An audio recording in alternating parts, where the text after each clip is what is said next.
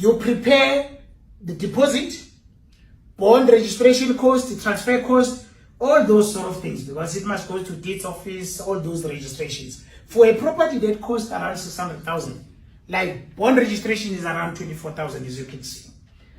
Property transfer is 19,000. Those are attorney's fees. And other smaller fees are also included. There's no deposit here, all right? So for a 600,000 at an interest rate of 10.5, of which next week they may go to 11%. All right? There are probabilities that interest rate may go to 11% next week. Unless otherwise the governor decides to actually keep it at 10.75. All right? But UK raised them this week, US raised them. So there are high probabilities that they may go to 11%. All right. Obviously, people need to understand, even the interest at 11%, depending on your credit score, if your credit score is good enough, you can also negotiate interest. So how do you negotiate interest? You come as an individual, maybe let's say it's ABSA who is giving you a bond, but you say Nedbank is promising me to give me at least 9.75. Can you beat them also? You are negotiating. Interest is always negotiated. When you see white people or Indians paying lesser interest, is because they talk, they negotiate. They do not just take it as a religion. You understand? So let's say we are putting a deposit. We are putting a deposit of 60,000. That means your bond repayment will actually drop down to 5.4 because you've already added a deposit. So sometimes you don't have to be happy if the bank grants you 100%. If you afford to actually pay a deposit, I would say do so. You get me, good people? Yes. Because it's less like a whole lot of money in terms of your bond repayments. Now let's go further to discuss this process of additional payments. All right? We will go towards splitting your bond into two, and we will show you the amortization spreadsheet in terms of how it goes when you split into two or when you pay daily and stuff. All right? Remember, banks doesn't allow you to get that easily, but when you actually proper negotiate with them, then they will actually give you that. All right. So now let's check if ever we are also doing what we call additional payments. All right. So now your bond is 8540 because of 60 deposit. So for instance, brother man, let's say you are owning this property. How much can you add, DJ, monthly? Any amount? 500. All right. Let's add 500 and see how much difference that 500 will make. All right. As you will see, your 500 will reduce your loan term by 4 years and 6 months. And then in terms of interest, you will be saving how much of interest? Let me quickly show you. You will be saving 206,000 by adding 500. That is the interest you should have paid. So your 500 rand is saving you 200,000 from that bond. So remaining loan term is 15 years and 6 months. You understand? So the total amount should be 1.3 million. It's a 600,000 house, but in 20 years you would have paid 1.3 million, excluding rates and electricity and all these other things, for a 600,000 house. So it means you pay double in 20 years. But by adding a 500 rand, of which maybe you pay money, but now you are putting it here, it reduces 4 years and 6 months, and it gives you a savings of 200,000. You understand? Can you work it out on 1,000 rand? On 1,000 rand. Yeah. All right, let's check it on 1,000 rand and see. And remember, on 1,000 rand, it means you will save 318,000. You reduce your loan term by 7 years, 2 months. Total payment will be 996,000, not 1.3 million.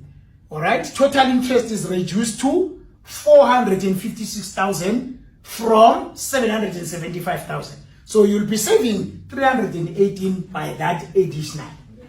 You understand? But let me add the 1.5 for you, my brother. All right, 1.5.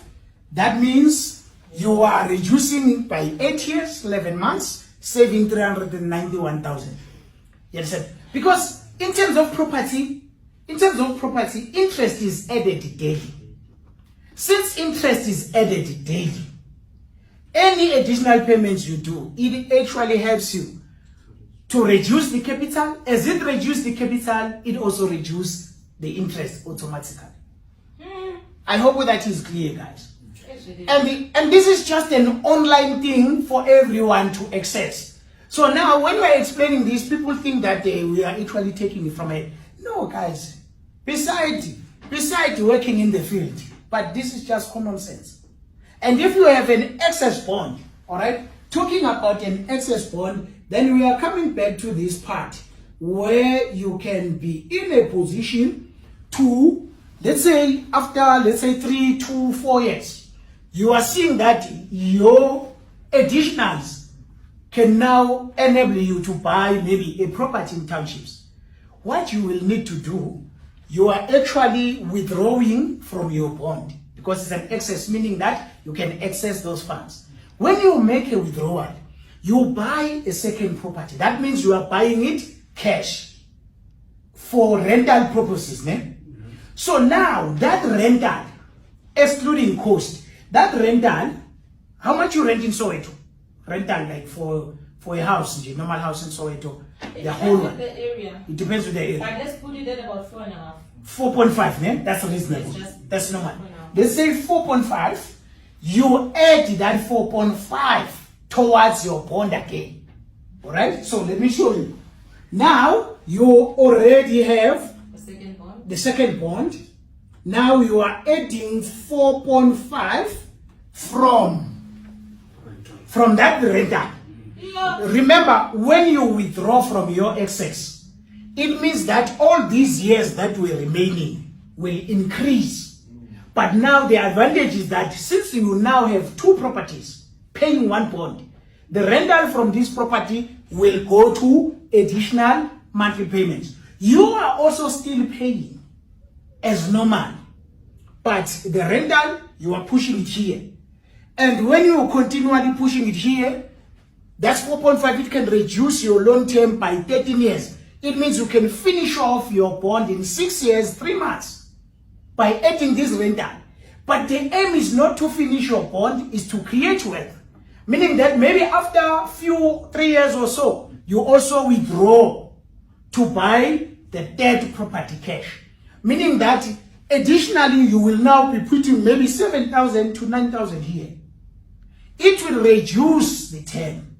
As it reduces the term, it's also increasing the amount of money you can be able to withdraw again. 1, 2, 3, 4 years, you are also withdrawing to buy the third property cash, meaning that you will now have 4. All those rentals for now, you are not rushing to buy Aston Martin. You are still creating a legacy. You understand? So you are still adding all those rentals after cost, these rates, things and stuff. Then you just add it here. You're still supposed to pay 5.8, but 5.4, but when you are adding, that means all these rentals are actually being deposited here. Alright? Remember, it's not law Uguti bank must do a stop order or what. You can pay your bond via EFT, you can pay your bond via debit, you can pay your bond via stop order. The choice is yours. And the law, the Credit Agreement Act allows you the flexibility. The problem with you guys, you don't know your rights. You just believe bank is a religion. The bank says so. That says the bank. No, guys, it doesn't work like that. It's actually a two-way relationship. So that is the second thing. Here I'm talking about the monies. So, Mr. Mchale, Yes, sir. asithi masiqala ukuba ne-contract ne-bank njengoba sine-knowledge so Yeah. singakhona ukuthi siqale ngayo from there ukuthi ngicela ukuthola i-flexi access. Yes. And then mina imali yami ngicela niyidebite every day bazovuma bazoba next move. All right. Yeah.